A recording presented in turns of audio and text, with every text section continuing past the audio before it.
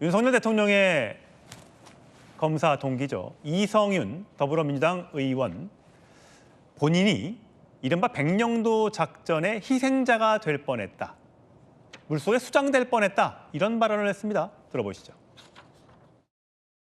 노상원 수첩에 보니까 이성윤을 포함해서 정치인, 판사, 언론인 16명을 수거해서 백령도로 가는 배에서 사살한다는 내용입니다. 정말 이 비상계엄 생각만 해도 끔찍합니다. 만약에 성공했다면 저희 16명 정도는 백령도로 배에 태워져서 아마 사살했다고 봅니다. 군이 이렇게 해도 됩니까? 노상원이라는 자가 쓴 저거에 대해서는 분명히 수사기관에서 확인이 될 것이라고 봅니다. 분명히 또 확인이 돼야 된다고 생각합니다. 예, 안녕한 전 의원님. 지금 국방부에서도 노상원 이런 자가 이렇게 얘기를 했습니다. 이미 제대한 사람, 그것도 불명예 제대한 사람, 무속에 심취한 사람. 이 사람이 수첩에 적어놓은 여러 가지 직업들, 뭐 언론인도 있다고 하고요, 정치인도 있다고 하고, 법조인도 있다고 하고요. 그 사람들을 수거 대상이라고 했고요. 배에 태워서 백령도로 이동시키고 사살하고 NLL 근처에서 북한의 공격을 유도하고 불상의 공격을 통해 배를 폭발시키고 정말 공상과학 소설에나 등장할 얘기를 써놨습니다. 저게 실제로 이루어졌는지 아니면 정말 노상원이라는 사람의 머릿속에만 있었는지는 알 수 없으나 저런 내용들이 수첩에 담겼다는 건 정말 등골이 오싹해지는 내용입니다. 네, 그러나 이제 그 전에 이 진위 여부가 먼저 확인이 돼야 될 것 같고요. 국방부 장관 직무대행 지금 차관이죠. 얼마나 열받았으면 노상원이라는 자갈한 표현을 썼겠습니까? 그렇죠. 네. 군 전체의 명예를 떨어뜨린 그런 장군이 됐기 때문에 저도 참 노상원이라는 사람이 궁금하고 정말 이상한 사람이라는 생각이 듭니다. 뭐 전직 장성 정보사 사령관까지 했던 사람이 무속에 빠져가지고 무슨 뭐 점집을 운영한다든지 이건 정상적인 사람이 아니에요. 그렇다고 본다면 그런 정상적인 사람이 아닌 그런 사람이 쓴 노트를 가지고 우리가 일비일이해야 되는 거에 대해서 저는 의문을 표시합니다. 저도 이제 기자실에서 이런 대형 사건들 많이 취재해 보면은 기자들이 이제 취재 경쟁을 하다 보니까는 확인되지 않은 보도를 많이 하는 경우가 많습니다. 노상원 자가라는 표현을 쓰겠습니다. 노상원이라는 자가 만났던 어디에 무속인을 만나서 인터뷰하고 확인되지 않은 사실들이에요. 그게 자체가 또 국가를 더욱 혼란에 빠뜨릴 수도 있는 겁니다. 저는 사실 나중에 확인이 되겠지만 지금 현재로서 확인되지 않은 사실을 가지고 국가를 혼란에 빠뜨렸다라는 생각이 들고요. 또 하나는 백령도 작전 참 터무니없습니다. 정말 오싹한 이야기죠. 그러나 그게 실행 가능하지도 않을 겁니다. 대한민국 국민들 어느 군인들 이번에도 보여줬지 않습니까? 군인들이 과연 사살을 할 수 있을까요? 그게 또 비밀에 묻힐 수 있을까요? 그건 사실 노상원이란 사람이 쓴 수첩을 가지고 일희일비할 단계는 아니라고 생각이 듭니다. 확인해 보면 이제 나오겠지요. 뭐 예를 들어서 무인기를 보내서 저는 이제 이렇습니다. 취재를 하다 보면요. 모든 게 꽉 맞춰서 보도를 하는 경우가 많습니다. 자, 평양에 무인기 보냈다. 전 대한민국 군인이 보낼 수 있다고 봅니다. 북한도 우리 서울 상공에 얼마나 많은 무인기를 보냈습니까? 정찰요. 우리도 무인기 보내서 북한 평양 상공 정찰할 수 있다고 봅니다. 그런데 그것마저도 이제 꽤 맞추다 보면은 의심이 되는 건 그러니까 이런 보도 하나하나에 대해서 언론도 저는 책임 있는 보도, 특히 레가시 그러니까 언론도 책임 있는 주류 언론에서는 이런 데 대해서 좀 자체 검열해야 된다고 봅니다. 뭐 유튜브야 뭐 마음대로 보도할 수 있겠죠. 유튜브도 그러면 안 돼요. 안 되죠. 그래서 유튜브도 사실 그런 이른바 언론 장사에서는 안 됩니다. 제가 분명히 언론 장사에서는 안 되고요. 메이저 언론도 이런 데 대해서는 좀 신중했으면 하는 바람을 가지고 있습니다. 저희가 국방부 통해서 철저하게 확인해서 보도하도록 하겠습니다. 자, 그럼에도 불구하고 성추행 부의장. 노전 사령에 대한 동아일보 보도를 보면 이렇습니다. 주변인이 본 노상원. 육군사관학교 동기 A씨의 증언에 따르면요. 권력욕이 강했었다. 야전을 피하려고 정치권을 계속 기웃거렸다. 장군, 스타, 별을 달려면 이름을 바꿔야 된다는 소리에 이름까지 바꿨다.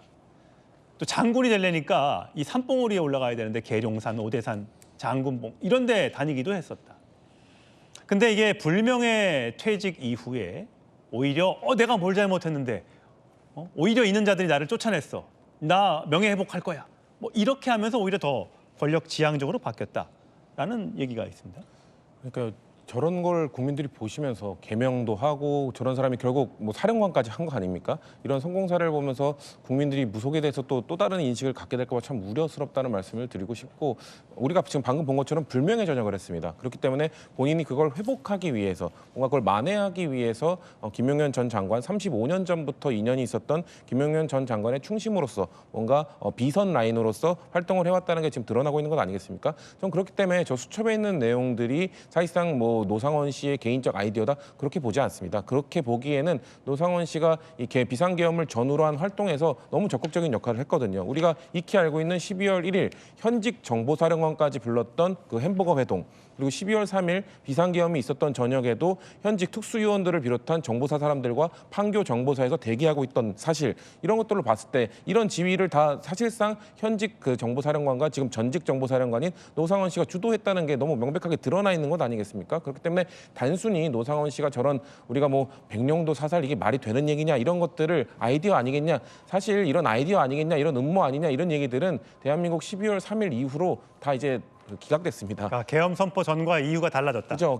그 이전만 하더라도 이런 얘기 나왔으면 저희도 이 말이 되겠습니까? 이런 것들은 중하게 다루지 않아도 될 것 같습니다라고 논평을 했을 것 같아요. 근데 12월 3일 비상계엄을 경험하고 나니까 이런 것들도 하나하나 다 앵커께서 말씀하신 것처럼 다 정말 정밀하게 따져보고 정말 사실 여부, 지휘 진짜 시도를 했는지 따져봐야 된다는 겁니다. 예. 왜냐하면 실제 저 16명 저거 이성윤 의원까지 포함된 건 확실히 또 확인을 해봐야겠지만 실제 체포조를 가동했다는 거는 지금 증거가 드러나고 있잖아요. 그리고 예. 체포조와 관련돼서도 자백들을 하고 있잖아요. 예, 구속된 문상호 국군정보사령관이 공수처 조사에서 그렇죠. 계엄 당시 체포조 운영을 했다라고 그렇죠. 일부 인정을 했다고 합니다. 입장 번복을 했죠. 처음에는 예. 아니라고 계속하다가 결국 하나하나 자백을 하는 과정 속에 있기 때문에 실제 체포조를 운영한 것으로 점점 드러나고 있고, 그러면 체포해서 어떻게 할 것인가? 뭐 벙커에 가두려고 한 것인가? 아니면 정말 백령도로 데려가서 사살하려고 한 것인가? 이 추후 과정에 대해서도 이건 밝혀야 되는 것이죠. 그렇기 때문에 저는 이 노상원 씨의 개인의 이 메신저를 아무리 공격한다고 해도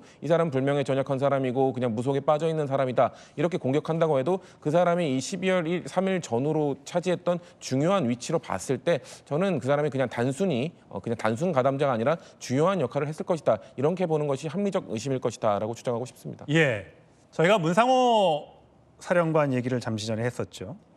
노 전 사령관, 이 정보사가 어쩌다 이렇게 이번 계엄에 휩싸이게 됐는지 참 문제인데요. 자, 노 전 사령관, 집 근처 사람들은 노 전 사령관을 이렇게 기억하고 있습니다. 소환을 돈이 아저씨가 교통사람하고 사랑했지. 쉴 때 나 완전 부산에 김이전 줄 알았지. 큰일 하면은 같이 다니시고 막 그러시더라고요. 유명해요. 여기 와서 다 시련을 많이 받는다 그래. 굿다기에 가잖아요. 배로 갈 때 이 사람이 운전해주고 싣고 다 그걸 했다고. 그분은 뭐예요? 우리 선생님은 천하인데 왜 혼자 공부하고 그래요? 본인이라 꼬장꼬장하고. 예, 이웃 사람들이 기억하는 노 전 사령관의 모습. 김유정 전 의원도 혹시 뭐 점 보고 그러세요? 정치인들은 많이 본다면서요? 예, 보는 분들이 많다는 얘기는 들었는데 저는 제가 직접 가서 보고 뭐 이러지는 않아서. 이제 뭐 100번 양보해서 뭐 볼 수 있다고 쳐도 네. 그건 그냥 재미로 보고 마는 거지.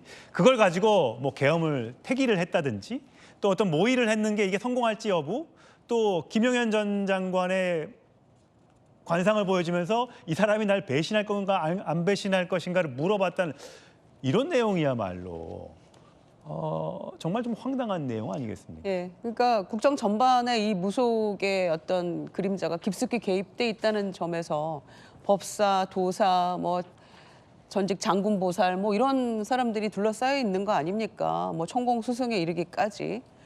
그래서 심각하다는 거고요. 이런 식으로 무속에 빠져서 지금 계엄 날짜까지를 뭐 태기를 하고 했다는 것도 누가 한 것이냐라는 뭐 이런 진실 공방까지 나오고 있는데, 이 사람이 공부도 굉장히 잘해가지고 고등학교 동문들은 서울대 갈 실력이었는데 육사 가서 우리 학교에서 육군 참모총장 나올 걸 기대도 했다는 거 아닙니까? 수석 입학. 그렇죠. 예. 그러니까 그때 당시에는 상당히 이제 장래가 촉망되는 그런 사람이었는데 본인 스스로 무덤을 판 셈이 된 거 아닙니까?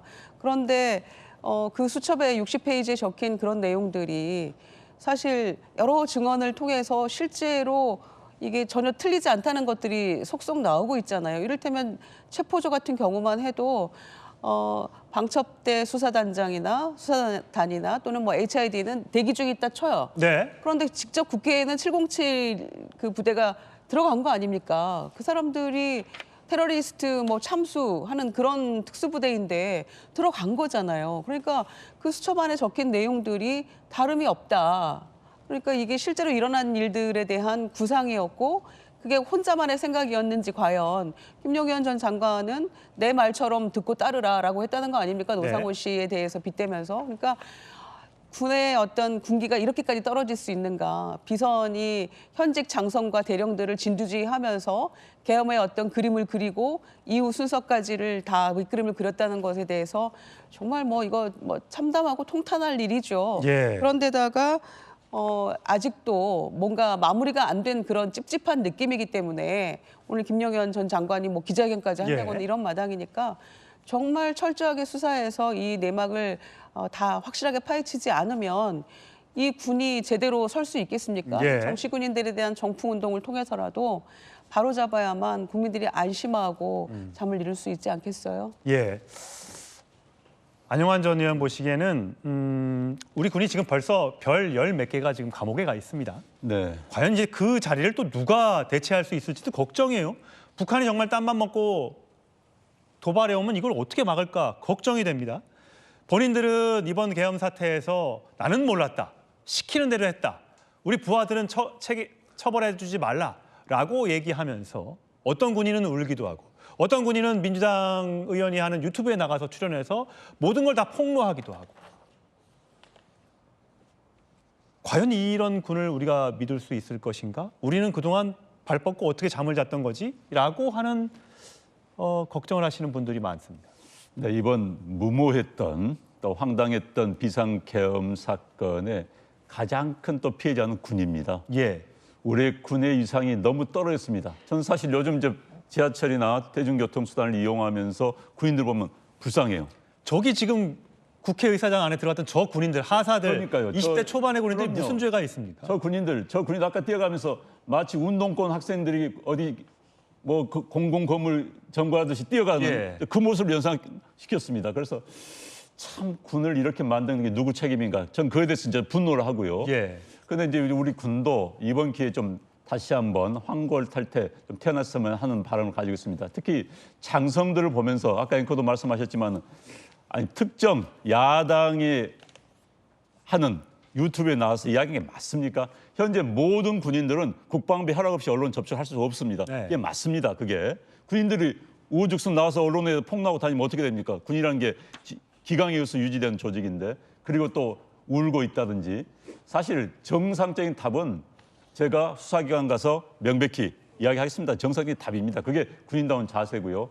그런데 지금 우리 군이 이렇게 된 것에 대해서 정말 안타깝다 말씀드리고요. 또 정보사에 대해서 한 말씀 드리겠습니다. 정보사가 지금 가장 큰 문제가 정보사령관이 정보특기가 오지 않는 데 문제가 있습니다. 지금 뭐 우리 지금 문제가 되고 있는 노 씨 정보특기 아닙니다. 네. 보병특기입니다. 현재 우리 대한민국 육군은 보병과 포병이 장악을 하고 있습니다. 이 특기들이 장성자리에 있기 때문에 이른바 자기들 전공과 다른 분야에 들어가서 사령관이 되는 겁니다.